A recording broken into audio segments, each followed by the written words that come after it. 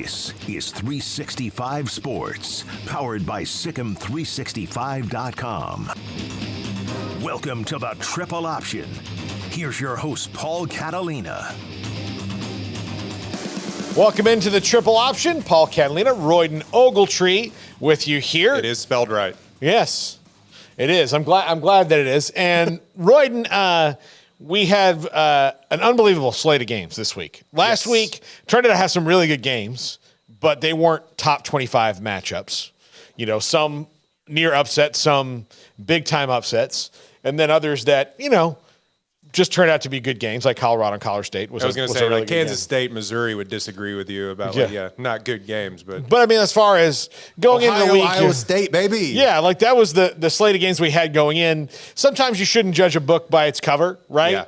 And you're going to get good games either way. But there were a lot of, you know, top 10 ranked teams versus one of the nobodies on their schedule games going around. This week, it's not the case. Look, Florida State, we'll start with them because they're at 11 o'clock in the morning and no other reason.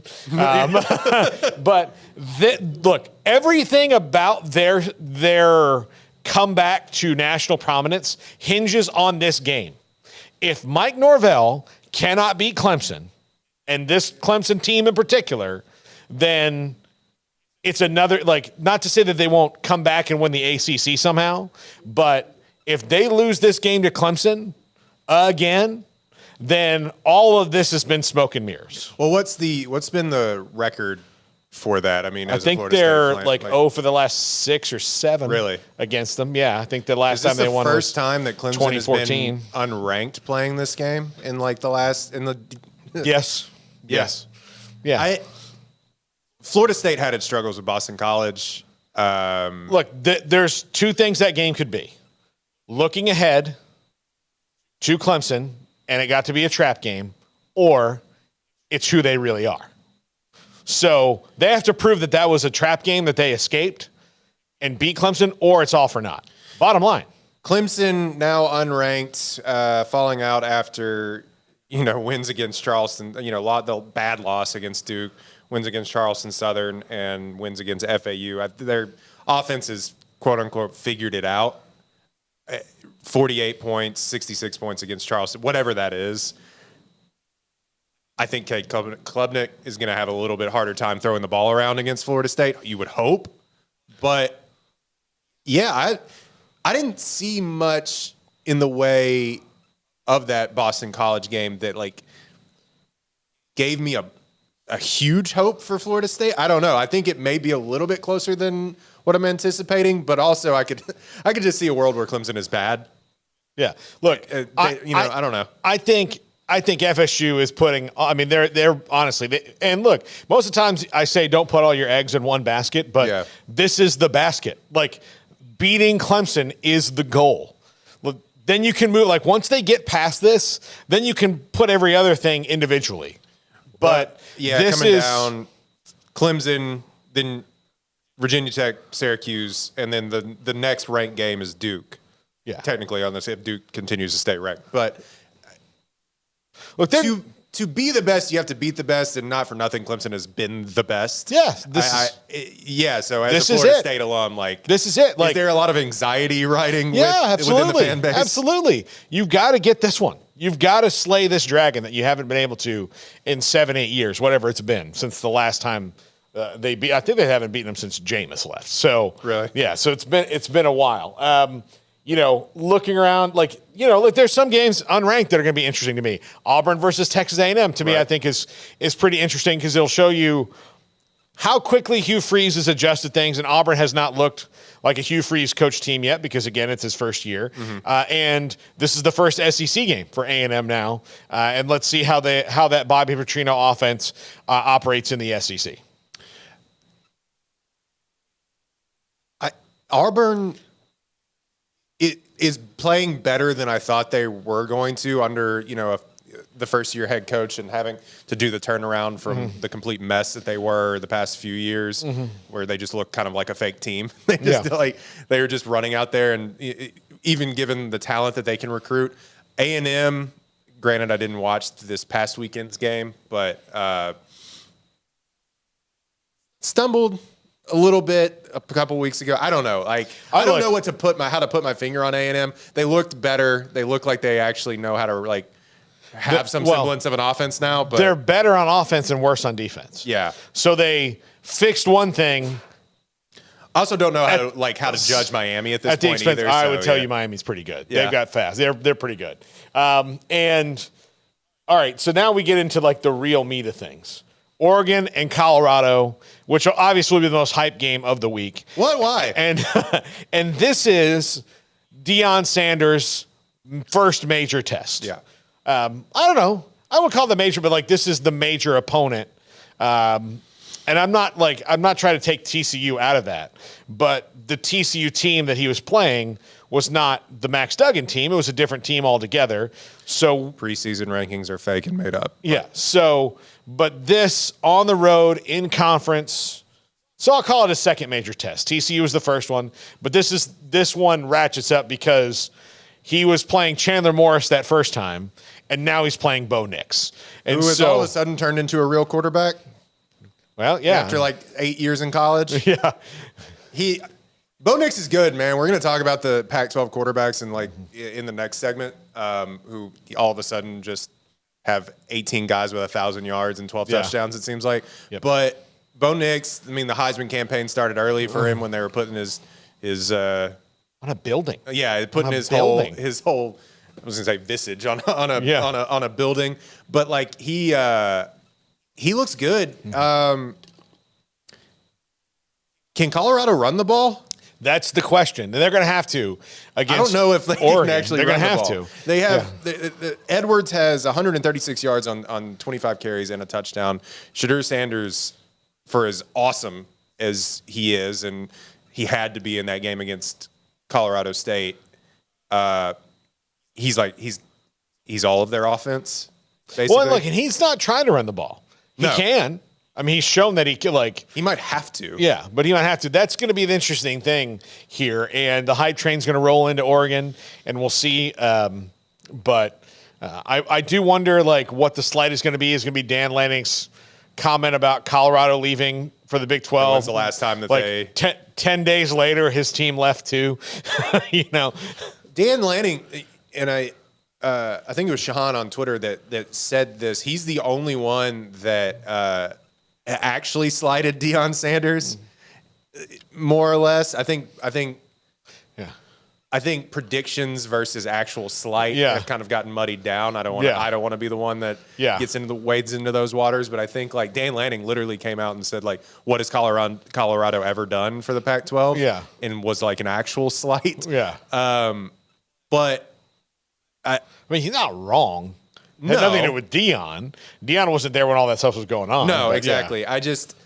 I think that this could be another, for lack of a better, slobber knocker that's gonna play out in Eugene. Yeah. And I just think I'm ready for the fireworks because I have not had a game experience like Colorado State, where I was up till 2 a.m. watching that game and just invigorated by the vibrating in my chair. I was like, what is this?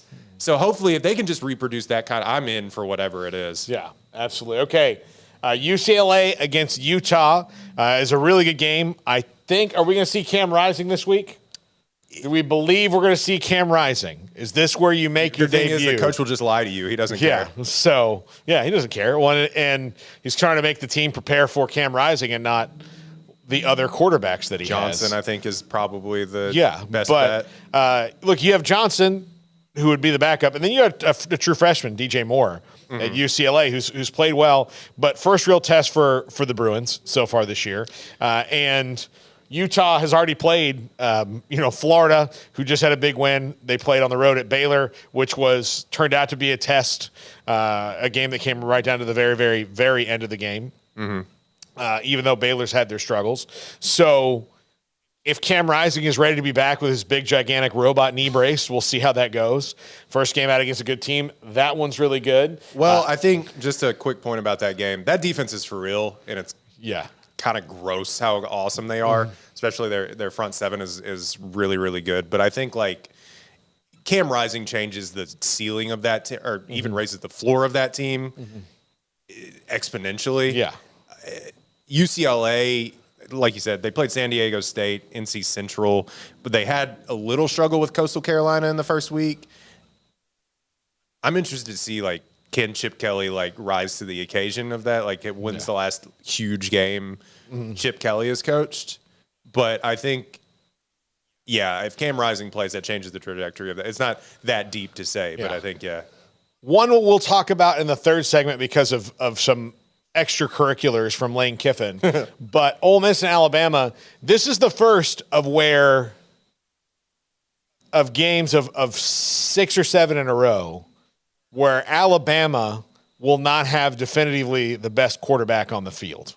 And I'm going to go down the list, and like some of these might be splitting hairs a little bit, but they play Ole Miss, who has Jackson Dart, right, who I would take over any of the quarterbacks on Alabama's roster right now. Then they play Mississippi State, who has Will Rogers, who even though he got worked last week by LSU, I still would take over any of the quarterbacks right now. Will Rogers is awesome. Yeah. Okay. He's going to throw for 18,000 yards. All right, let's just take a survey in the room. There's 3 other guys over there. Right now, Will Rogers over everybody on Alabama's roster, quarterback-wise. Right now, ready to play. Not about what's going to be the future, but Will Rogers over all 3 of them. You take Milrow? Okay. You don't believe that. Okay, no. Okay, I'll take, like, that one's debatable. I do think Alabama's receivers are Yeah. Okay. Connor Wigman over anybody on the roster right now. Okay. I love Connor Wigman. Yeah. KJ Jefferson over anybody in the Alabama roster right now. It's just a bigger mill roll. Yeah, but more experienced and do that. Like, all right, Joe Milton over anybody in the Alabama roster right now. Yeah, I mean, all right. Who's to say? Jaden Daniels over anybody on the Alabama roster right now. And then Devin Leary, who I'm surprised is not the one that they went and got. Because that, like, to me, he's a Saban quarterback if there ever was one. But, so I don't know. I mean, like, so they're about to go against a run where we can have debates. We're used to, I could only, like, maybe one of those. With Bryce Young or Tua or whoever. Especially over the past, 5-6 years where now those guys are playing in the NFL. But like we talked about last week, it is so crazy that, and I looked it up, they only got 5 transfers into Alabama this past year. One of them was that quarterback. Was Tyler Buckner. Yeah, who he ain't the answer. But Milrow's supposed to start this week. There's so much promise with that guy. Like, I hate to be down on him, and he looks like the most athletic quarterback they've maybe ever had.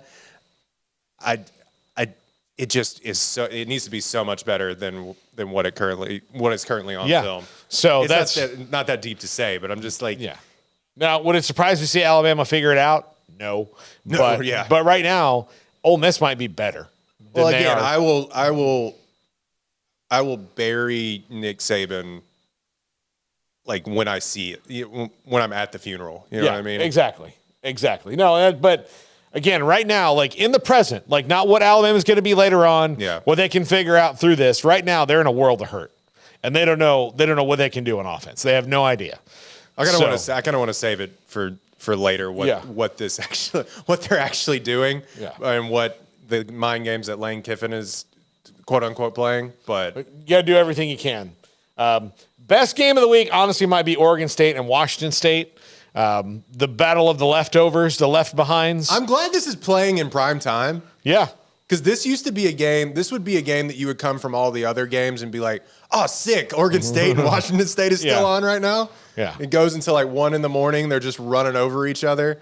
But like, Uli Angalale is, I think he kind of figured it out. Well, he left a place that wasn't letting him do what he was good at. Right, that's fair too. But Cameron Ward is awesome. Mm-hmm.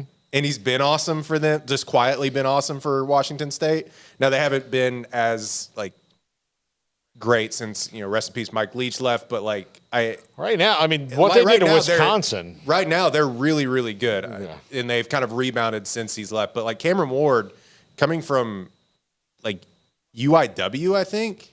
Incarnate Word. Yep. He's awesome. If you haven't ever seen him play, he's their leading rusher and leading passer right now.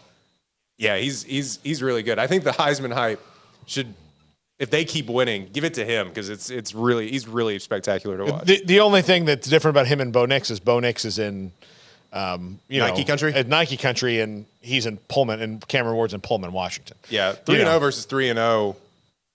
Yeah, I really with something to prove to the whole world. Yeah. Like both these teams are going to be like that. I would not want to draw them at any point during the schedule just because they have this extra motivation from being left behind. Everyone's playing with their hair on fire too. Yeah, exactly. It seems like everyone on Oregon the whole State, Pac-12 is really good. So yeah, I when I've watched Oregon State so far this year, it seems like they're flying around.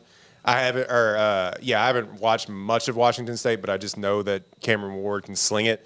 It is so crazy that this is the position that we're in, that these two teams are now going to have to murder each other on like a blood sacrifice for a spot in the Big Ten or whatever. All right, but I don't know. Two games related to the Big Ten. One is not a total Big Ten game, but Penn State and Iowa. Iowa scored 41 points last week, which had to be look, I know that they weren't playing the best team on their schedule, but if you're an Iowa fan and you know that they can actually score 41, it doesn't matter who they're playing. That it can actually happen has to make you feel better. Oh, man. That it is possible for them to score that many points. That's a cup of water in the one desert. game and not 3 games combined.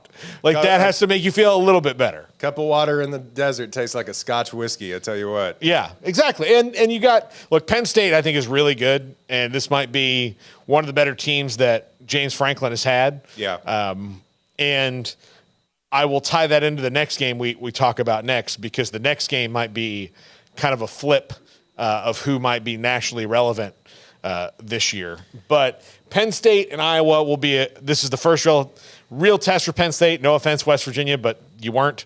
This one's going to be interesting because it's going to be kind of a bare knuckle brawl, defense versus defense. But is Cade McNamara, the transfer and experience, better? And what Iowa has an offense, or is it the playmakers like Singleton, Drew Aller, and the people they have over in Penn State that makes the difference in this game? Allen, their running back, is really good. McNamara, 4 touchdowns to three picks. Yeah. I will trust a Ferentz offense. Never. Yeah. Maybe. I just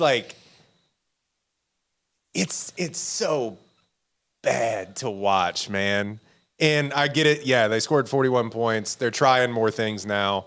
It's just when you wake up, and you know it every single time you wake up, it's an 11 o'clock game. It's bleak in the fall. It's just gray over Iowa. You can picture it in your mind now. This is Big Ten football. And it's just they're murdering each other on 3-yard runs. I kind of think that Penn State bowls over them. Honestly, if I had to make a prediction, I don't even know what the line would be. It's Penn State 14.5 at home. I'd take that, but it'd be tough to cover that. But I just think that they have too many dogs. Granted, it seems that all of Iowa's defensive players just get selected in the first and second round of the NFL draft, but I don't think they have enough weapons to keep up with Penn State. Now, I'm probably going to be wrong, but anyway. And we'll end this discussion with Ohio State at Notre Dame. Ohio State, surprisingly under Brian Hartline so far early in the season, and his new quarterback, Kyle McCord, who will be the starter for the rest of the year, a little bit pedestrian on offense.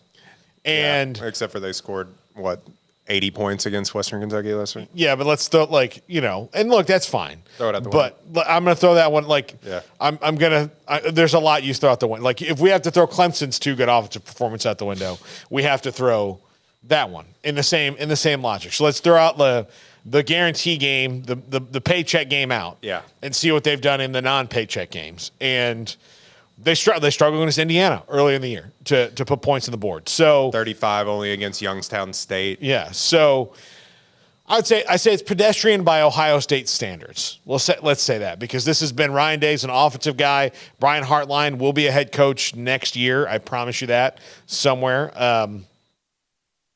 Maybe even Michigan State. that might try and go get him. But Brian Hartline, exciting recruiter, all that, everything you've seen. But Notre Dame in this game, actually for the first time in a very long time, has the advantage at quarterback.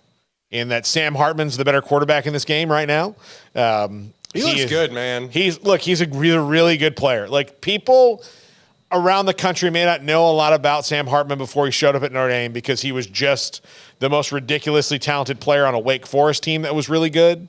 But people maybe, Wake Forest, but He's also like 35, so there's that too. But Sam Hartman, and here's where Sam Hartman differs from like some of the other elite quarterbacks in the country. Sam Hartman will have some games where he throws 4 touchdown passes and does all that. But the thing that he does is in close games, he's just remarkably efficient. Yeah. So those things where we need, as long as we get a stop, we can get Wake Forest off the field, then we're going to get the ball back. And then he'll be like, I just need to get 1 first down. Just 1, not 3, just 1, and I win this game. I'll get that. Done. And then it's over. He's remarkably cool under pressure, and I'm a big fan of his. Just watch it over the years as an ACC observer about how this guy is surgical and efficient, and maybe not he's not Caleb Williams level spectacular, but just gets the job done. Well, I mean, last year, 63% of his passes, he did have 12 picks. Year before that, he's kind of been like a 55 to 58% passer across his 5 years at Wake Forest, and then a 6th year now. But no turnovers, 13 touchdowns, already 1,000 yards. Granted, they played Navy and so on and so forth. But he just looks like whatever he's melding with this is the most efficient that a Notre Dame offense has looked. Yeah, absolutely. In a long time. And for a defensive head coach, it just looks really good. Now, I heard a stat today that it's Notre Dame is 4-19 since 1994. No, I'm going to get this wrong. Since 1994 in top 10 matchups. Yeah. So take that for what it's worth. Yeah. But I don't know. The money's kind of riding on Ohio State because of that right now.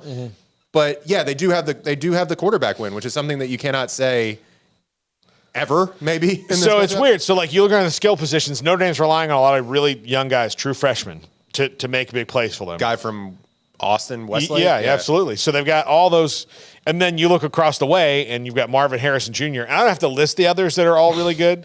They have Marvin Harrison Jr., and he was the most wide open that I've ever seen a wide receiver be against Western Kentucky ever. It's just they forgot about him. Or it made it look like they forgot about him, but he just ran past my him. thing was he was look, I'm such a better athlete than you guys. Yeah. I'm going to make it look like you forgot about me or you quit trying. When you're trying your hardest, which is that more demoralizing, go back over the sideline and what happened? And be Coach, he is so good. He's just so good. He's the fastest man I've ever seen in my entire life. I'm so mad, by the way, this is a complete aside, that I have to,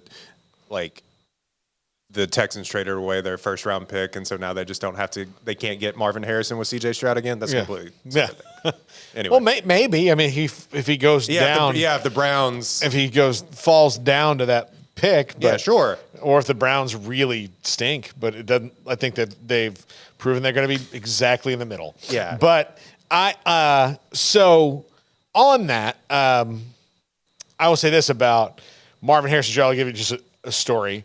My team played Edgerrin James in high school. He went to Immokalee High School. Oh, I bet that went well.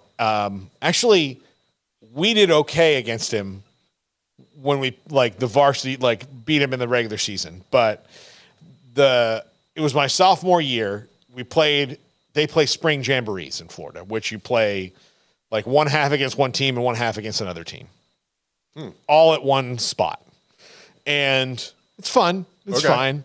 Coaches get really difficult. Joyful when you're playing Edgerrin James. It's not. Yeah. So I never played against him in a real game that mattered. Yeah. Because he was far enough ahead of me that I was a rising sophomore in the spring, and he was a rising senior.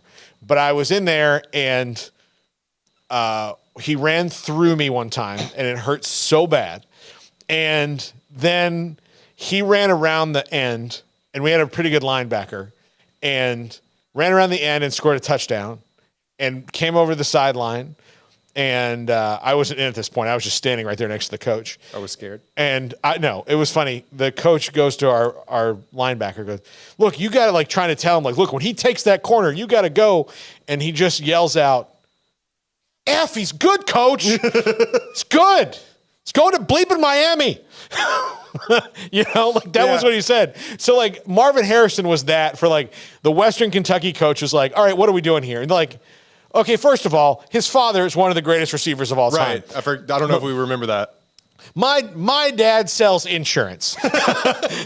2, he is so much a better athlete than me that I can't even describe it. And I'm trying really hard, and I'm about to cry. Right. That's what I would say. That's my favorite thing. Somebody said, I think it was Dragonfly Jones on Twitter, is like my favorite thing about college football is that like most of the matchups are even, but sometimes you get the matchup where it's a future All-Pro versus an insurance adjuster. Yeah. And that's where the magic really happens. Yeah. And that's why college football is awesome. Exactly. Absolutely. And that happened in Western Kentucky. Yeah, exactly. You've got a guy who's a darn good athlete, was the best athlete in his high school. Yeah. Best athlete in his high school. Everybody's like, oh, man, look at old Timmy. He is great. And then Timmy goes up against Marvin Harrison Jr., and then he realizes that, like, maybe my future is not in sports anymore. Some of us go pro in things other than sports. Yes, which is why Enterprise Rent-A-Car is there for you. They give you the power to be your own boss. That's what they do. And not get blown out by Marvin Harrison Jr. Exactly. When we come back, the Pac-12, as deep a quarterback league as maybe we have ever seen this year. This is the Triple Option, 365 Sports. If your business is like most, you need things done quickly. But if you're still tying your critical applications together on multiple shared public networks, you've probably been feeling the slowdown. And that's no good for business. A private UPN fiber network can get you and your business moving at the speed of light. Whatever you need, we can build it. Internet, Metro Ethernet, Waves, dark fiber. We deliver custom private networks and are focused on business customers only. Our next generation 100% fiber optic infrastructure offers you low latency and ultra scalable bandwidth with speeds up to 100 gigabit to run your critical applications. Your connection won't be limiting your performance anymore. It's diverse and scalable, so it can grow and change as your business grows and changes. And with a secure carrier-grade private network, you'll have all the reliability you need. Contact UPN today to learn more. Fast just got faster. This is 365 Sports, powered by Sikkim365.com. Welcome to the Triple Option. Here's your host, Paul Catalina. Almost the full crew in here today. Owen's not here today. He's got exams this week, but intern Owen, who I feel like needs a different nickname, but I haven't landed on one yet. Intern Owen is the best that we've come up with. I mean, right now he's it's placeholder. Oh, but he's got to maybe do something to where I give him a nickname based on that act. just call him Wow, like Owen will. Wow. I don't know if he's Yeah, I don't know if we're there, but Levi's here, Garrett's here, Jack McKenzie producing, and I teased in the last segment. Royden, this is like, I talked about it yesterday on the show about how it's very depressing that the Pac-12, especially if you're a Pac-12 fan, is as good as it was ever going to be in the last year of its existence. Like, this is the best that it may, like, in the years of the Pac-12, to have this many teams with this many good players and this exciting might be the most exciting and best and deepest it has been in the history of being the Pac, whatever number was behind. And then there's Stanford. Yeah. But like they have such a good thing. Like this 1 year can rival some of the good years maybe with the SEC, with the talent that we're seeing coming out of the Pac-12 right now.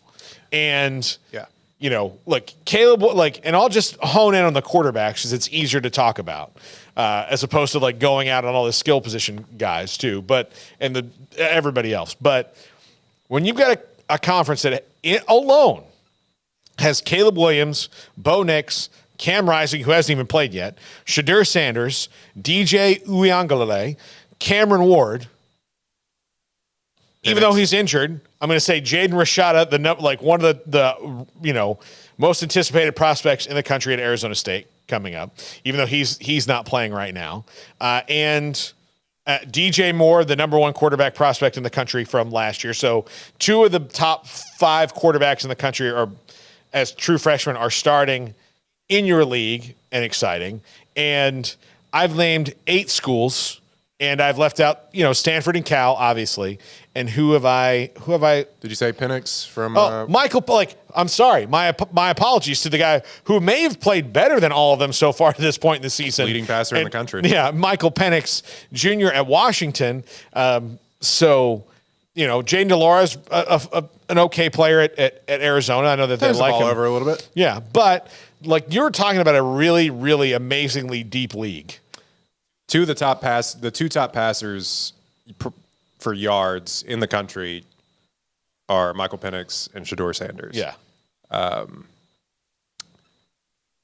It's awesome, man. It's like how the Big 12 used to be, like how they used to talk about the Big 12 with RG3 and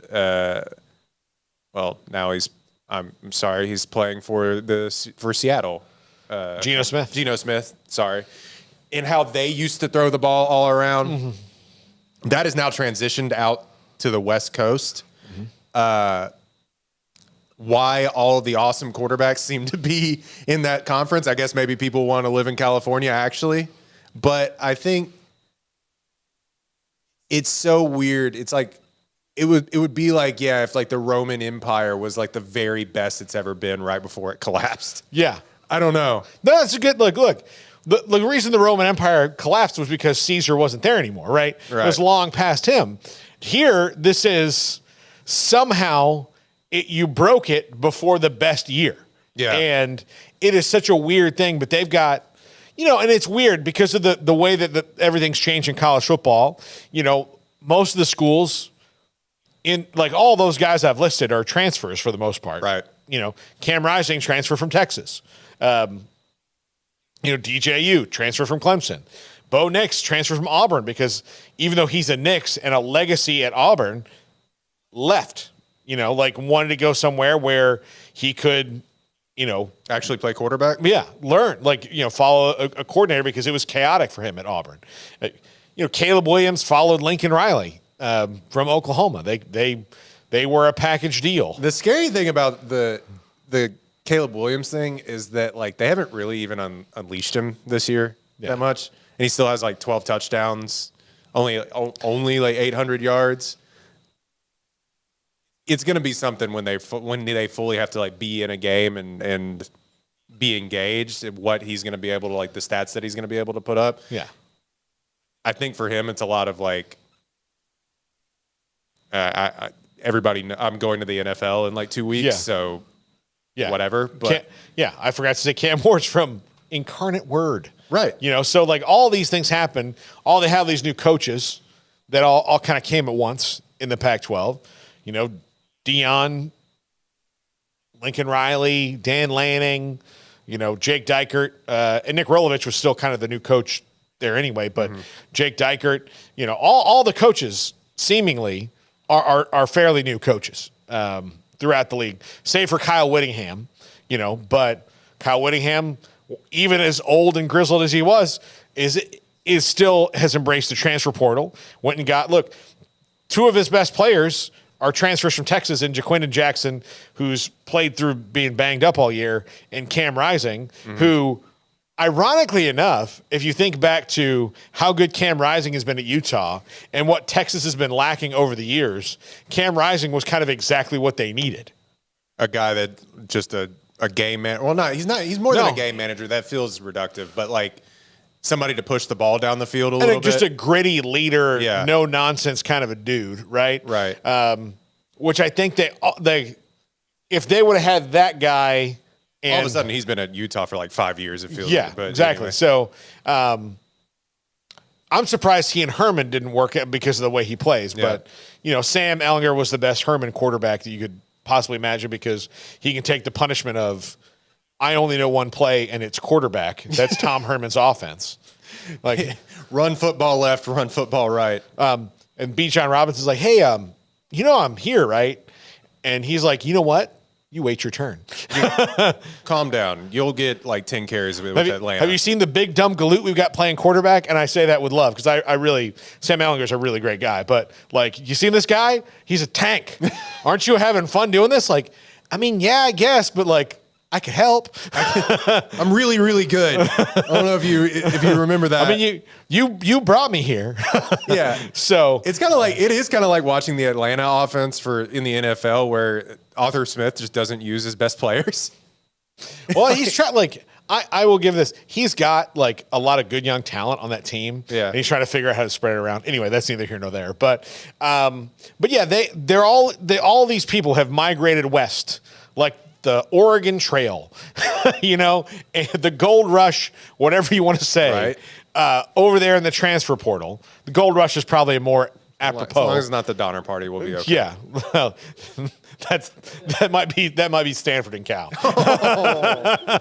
But you get it. Like they're just, over there, and it is exciting and depressing all at once to see this. And look, George Kliavkoff wasn't wrong, clearly, when he said Deion Sanders is going to help the ratings, helping the long-term TV contract. Probably not the same thing because they were never going to say like, oh, well, yeah, sure. Deion Sanders is going to help the ratings for while he's in this conference, but based on the way that coaching works, not even Deion Sanders. I'm not saying about Deion. I actually think Deion's going to stay at Colorado a little bit because you do. I do because I think he wants to prove something. Because if Deion makes Colorado I can win here, or I can make this. If Deion makes Colorado good and then leaves after a year or so, then going to a place that like may already be set up to go, then people will continue to kind of doubt him. And I think he's very much big on, I'll prove you wrong. Yeah, like I'm going to take a legacy. I think a legacy is a big thing about it. Look, in 3 games already, he's taken a team that was 1-11 last year and made them the most expensive football ticket in America. So right, made it a party, man. It's awesome. But I do think he was right. But they've got so many good things working for them now, and now they're just going to get feasted on by 3 other leagues. I don't even know what I would compare it to because the Big 12 was obviously like it felt like it was in a really good place when it was going to disband like the first time, and they had just come out of having all of these awesome quarterbacks, especially at Oklahoma and Texas, and having these high-flying, record-setting offenses and things like that. And then all of a sudden, it transferred to Baylor and so on, and so TCU. I guess you could compare it kind of to that, like with like when you had Colt McCoy and Sam Bradford and all these things in the same place. I just don't know what else to compare it to when all these teams are good. All these teams are worth the price of admission. Yeah. All these teams are like, if you turn on the TV, you're going to be entertained. Yeah. Every single time.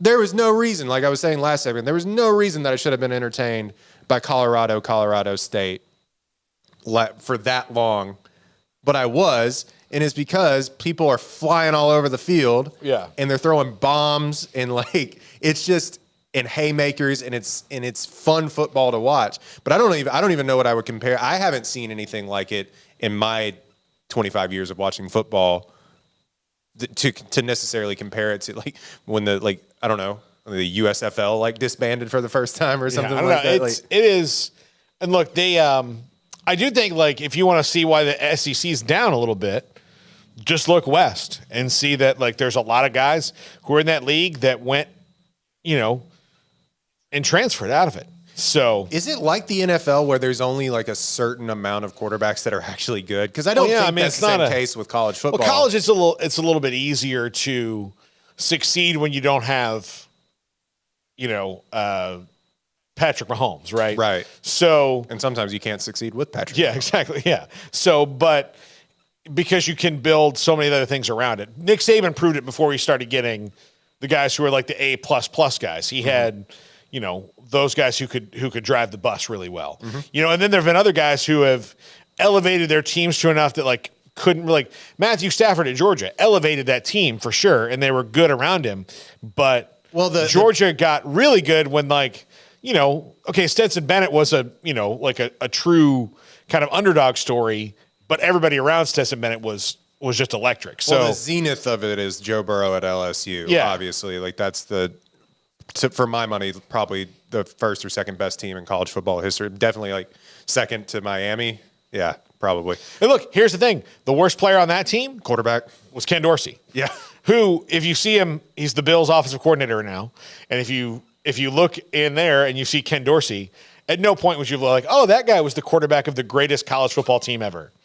You would never say it. You would say that guy could have been a dentist. But but yeah, so it's a little bit The different. best car salesman in Miami-Dade that you've ever seen. Yeah. Come down to Ken Dorsey Motors. I think that it is interesting to see when these big time programs get a guy that's just truly unbelievable, and it baffles it's baffling to me that you wouldn't.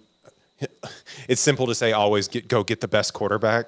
Yeah. Like why don't you just go get the good quarterback? Why don't you do that? Well, it's not a look, and to get the guys who are really plus guys.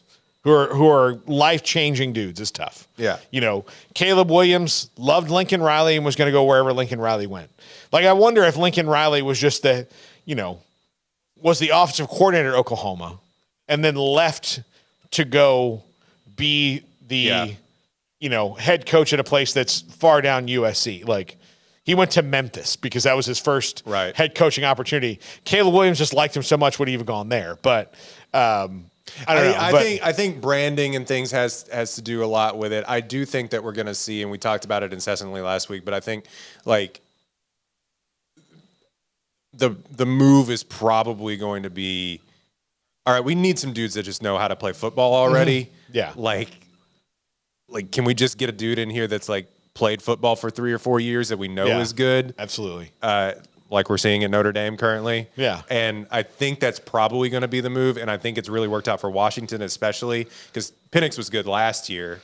But everybody's going to try to do both. Like if we can get somebody who's good for a year or two while this, raw cookie dough bakes a little bit, then we can win and see how it works out. Sometimes that'll backfire on you and the kid will leave, which is why everybody tries to sign a quarterback in every class because they know they're going to lose one. You have to take a quarterback every class. That's just used to you didn't have practice. to. No, you used to not. Yeah, and you used to redshirt people and yada yada yada. If you have somebody like Caleb Williams, he has to start right away anyway, and they're gonna.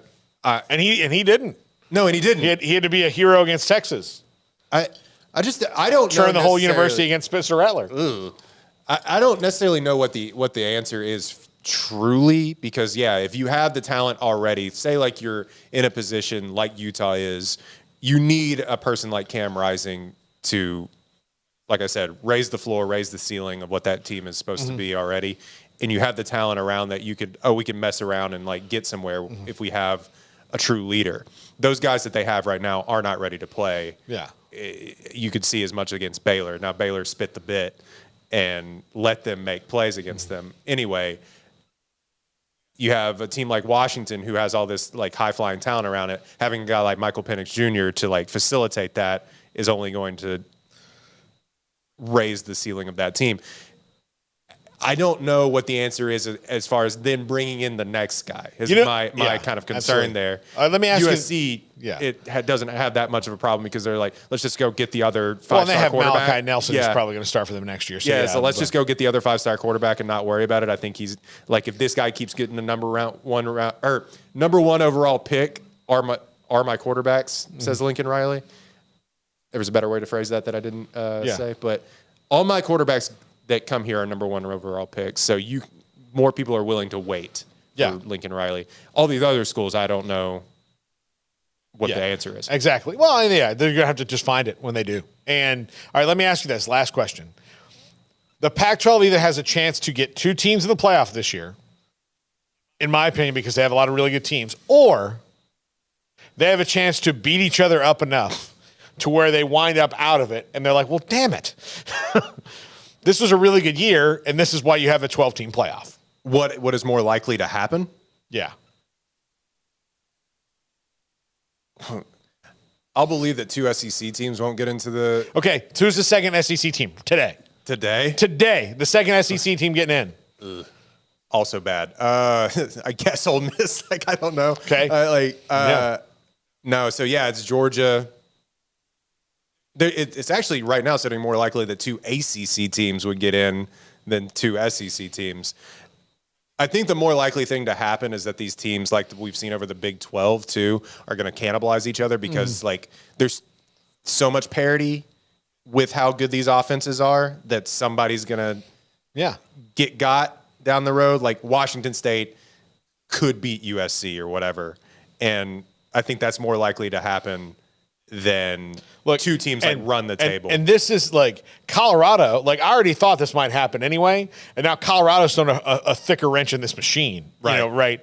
In that because they're not good on defense yet, and they probably wouldn't even tell you that they are. They make stops when they need to, right?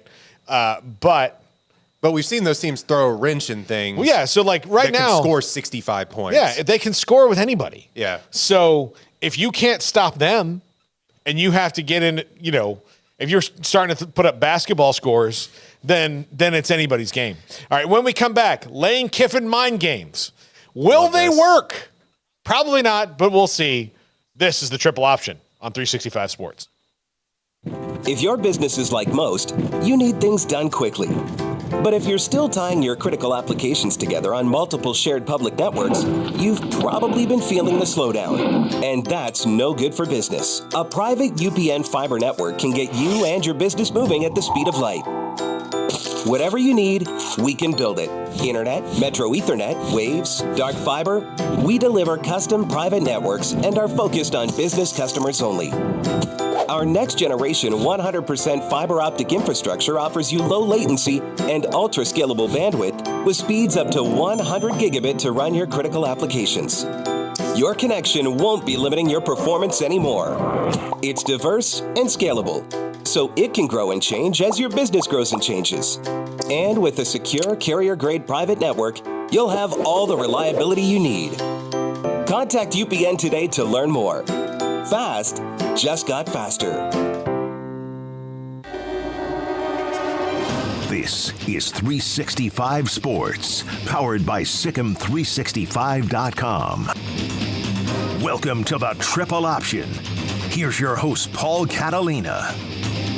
Mind games in the SEC with Ole Miss and Bama and Lane Kiffin, who, look, this guy, I've gone through phases of not liking him and then liking him. And then, he's very frank about NIL and the transfer portal. Like, not that he's against it, but he's very like, look, this is the world we live in right now. Right. And until you make rules that are going to regulate these things, they're going to keep happening. And I'm going to keep answering these same questions over and over and over again. And you're like, how do I feel about it? I'm like, well, it's here. Do I like that it puts certain teams at a disadvantage? No. But am I going to use it? Yes. He's the portal king. And then he'll say, he'll take shots about A&M spending all the money on their roster and then pretend like he's not. And maybe they don't have as much, but dude. You ever been to Ole Miss and seen the old? Oh, it was the only others, and this, you're probably looking at me and you go, this tracks. It was the only other school that I actually applied to and got into.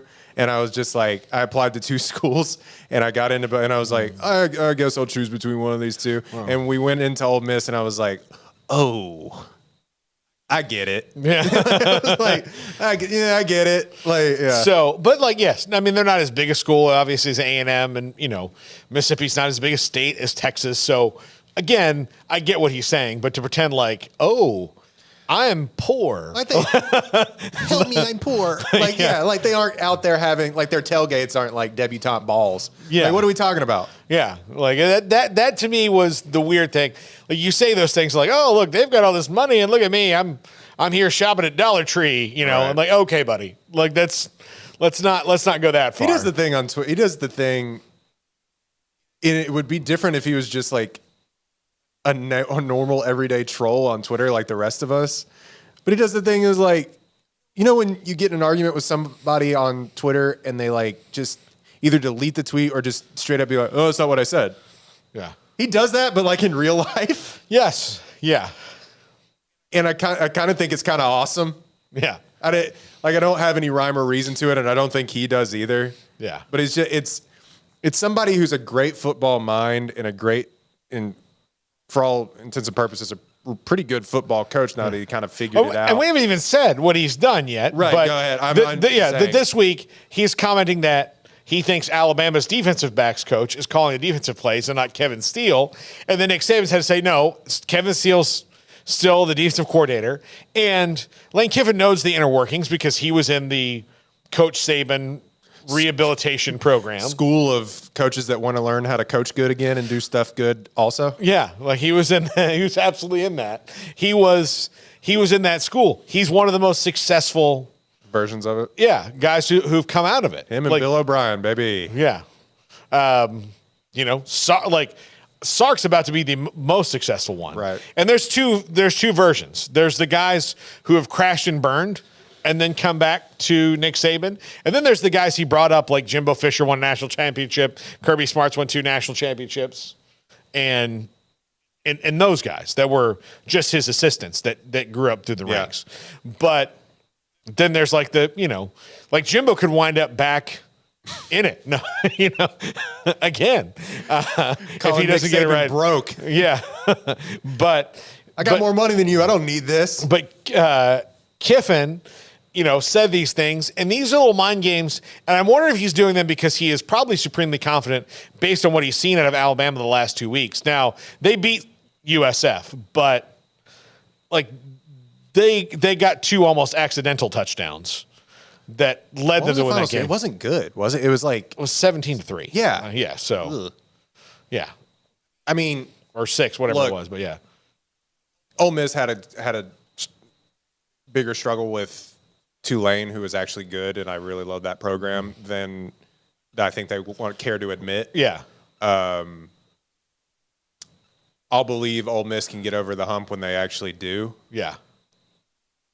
That being said, this is the funniest thing that a coach can do. Is just like, I don't believe their defensive coordinator's calling the plays. What does that mean? Yeah. And then doubling down on it too. They asked him yesterday. He's like, "What did you mean by that?" He's like, "Oh, well, just what I've seen." What have you seen? Yeah, and just what I've seen. Yeah. He doesn't have to elaborate on it any further. Yeah, it's awesome. He's just and he's great. And I guarantee you, Alabama fans hate it. Yeah, he's great at it. And look, he's got Quinshon Judkins, who's a beast at running back. He's got good wide receivers. He's got his quarterback depth is better than Alabama's right now. And those Ole Miss teams and Lane Kiffin teams are going to put up offense. Yeah. So I don't even know what to make of it. I had a take that I told you before the show, that I kind of think that Lane Kiffin didn't ever want to be a football coach. Yeah. Is what I was saying. That his dad was an all-time defensive coordinator, and so he kind of just fell into being a coach. You've heard the story with David Carr where he just didn't come to practice one day, and then all of a sudden he was the wide receivers coach at Fresno State. David Carr showed up, and he stopped coming to practice basically. Yeah. And so now he was just a wide receiver, and that's how his coaching career started because Monty Kiffin made a call. Yeah. But I've always said it's like people that don't want to be famous, but then all of a sudden are thrust into the spotlight. He just wanted to be this isn't true, but he just wanted to be a Twitter troll like the rest of us. Like the Olsen twins? Yeah. I don't want to do it anymore. I just want to make clothes. Yeah. And but now all of a sudden he's stumbled into being, I compared it to Anthony Rendon doesn't like playing baseball, is what I said. Does he actually want to do that, or does he want to be on his phone like the rest of us? I don't know. There might be. I too like to be in my phone on a football Saturday. He's very peculiar guy, and some days I'm like, man, this guy cracks me up. I'm like, what are you doing? Yeah, that's how it is. But it'll be interesting to see, because I don't think Saban feeds off the bulletin board material like Dion would. No, but to see him even trying to tweak Saban a little bit, because nobody does it. Yeah, either. Maybe Jimbo did, and then had to spend the whole summer explaining a way of what was going on. Yeah, it's like taking a shot at The Godfather. Obviously, you better not miss. But Lane Kiffin, it doesn't bother. It is it's water off a duck's back to him. He just does not. He does not care about it. Because then the reporters will ask him follow-up questions, and like I said, he just says, "It's just what I've seen." Yeah. And it doesn't matter to him. Jimbo Fisher calls him out, and then he has to spend all this time. And maybe that's the age gap there. I don't know what it is. But, like, people don't take shots at Nick Saban. So it is funny to see them try to do it. Like, Kirby Smart maybe will, like, get his team to eat the trash a little bit. Yeah. But, yeah, he's the only one that's really, I don't care. Kirby Smart, to me, I think clockwork orange to those guys. Like, honestly, because, his deal was, nobody thought that we could do this. Like, who was nobody? Like everybody thought you could. Everybody. And then you completely flipped on his ear. So that's my favorite thing in all of it. You can do it in college sports more than pro sports. But it is like, man, nobody believed in the Kansas City Chiefs. Like Travis Kelce, I think people took him as saying that last year, but his thing was like, oh, no, y'all don't want us to. We're just going to fuel us more. Yeah, like, you're going to talk somebody trash. to do something versus we don't think that you can actually do it. No. Are not the same thing. No. Yeah. Are not the same thing. No, but the Georgia is somehow manifested that, like, they don't want us. Oh, it is. Yeah, nobody believed in us. Yeah, no. Nobody believed in these 5-star prospects. No, everybody believes. It was just, I mean, what do you make of, like, of trolling and do you think there should be more of it? We've talked about 2 different instances in 2 weeks with Jay Norvell and Deion Sanders, which almost worked out really well for Jay Norvell. And with Deion, he is going to play that game a little bit where one time he's going to pick something and it doesn't work. Something that you said, yeah. It doesn't work, because you're not talking about, a foolproof plan here. I like it. I like when coaches, look, just growing up as a college student, when I was at FSU, we had Bobby Bowden, who was Mr. All Shucks and everybody loves me. And then Steve Spurrier across the way was kind of like Lane Kiffin in that, there were certain lines he wouldn't cross that Lane Kiffin does not care about, but Steve Spurrier didn't have Twitter. So, but Steve Spurrier would tweak Bobby. Steve Spurrier would say things like Free Shoes University when his guys also got in trouble for the same kind of thing. But there was those deals that and somebody would be like, whoa, didn't you? Like, I'm only funning, That's kind of how he was. So I like that stuff. I think there was, it's like when I was a college student and you're just like full of like piss and vinegar, right? You're like, I hate him. He's such a jerk. And now I miss it. Right. Like now what are Mike Norvell and Billy Napier going to say to each other? Nothing. Not really. Nothing. And I like both those guys. Like, what are Mike Norvell and Mario Cristobal going to say to each other? But man, there could be some spice. There could be some. So, the whole everybody versus Deion thing, I'm here for it. Anybody wants to tweak Nick Saban, here for it. I crack up especially when Jimbo tries to talk mess.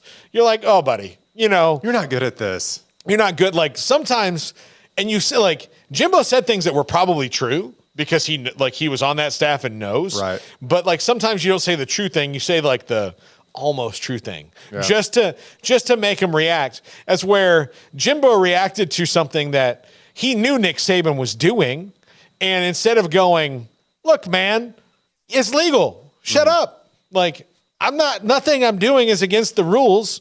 Why am I I don't have to explain myself to you. Nick Saban was trying to make sure that his guys kept giving money. That's all he was doing.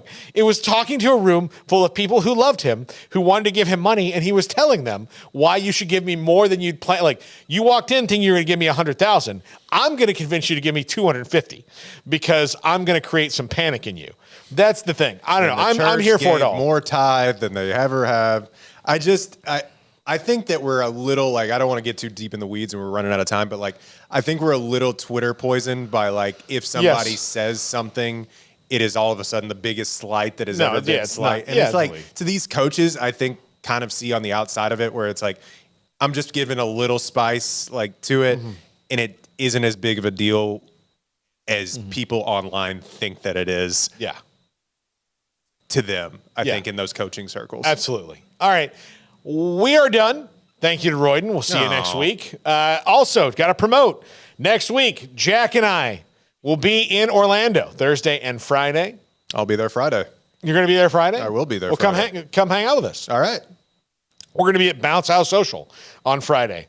So come hang out. All right. Tell Josh you have to. I have to. You have It's to. in the contract. Well, look, you can come film. There's going to be stuff there. Come on out. We'll be at Bounce House Social on Friday. We'll be at Burger U on Thursday in Orlando. Thanks to Ingenuity Air, Meridian Capital Homes for that. So that's coming up next week. Super excited about the first triple option 365 Sports.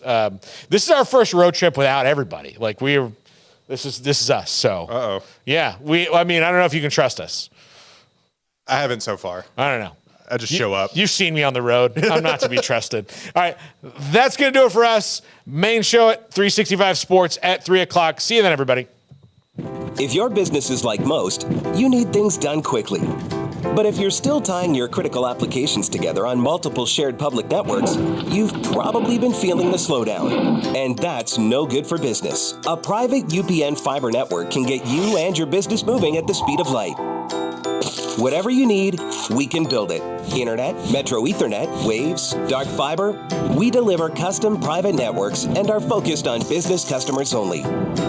Our next generation 100% fiber optic infrastructure offers you low latency and ultra scalable bandwidth with speeds up to 100 gigabit to run your critical applications. Your connection won't be limiting your performance anymore. It's diverse and scalable, so it can grow and change as your business grows and changes. And with a secure carrier-grade private network, you'll have all the reliability you need. Contact UPN today to learn more. Fast just got faster.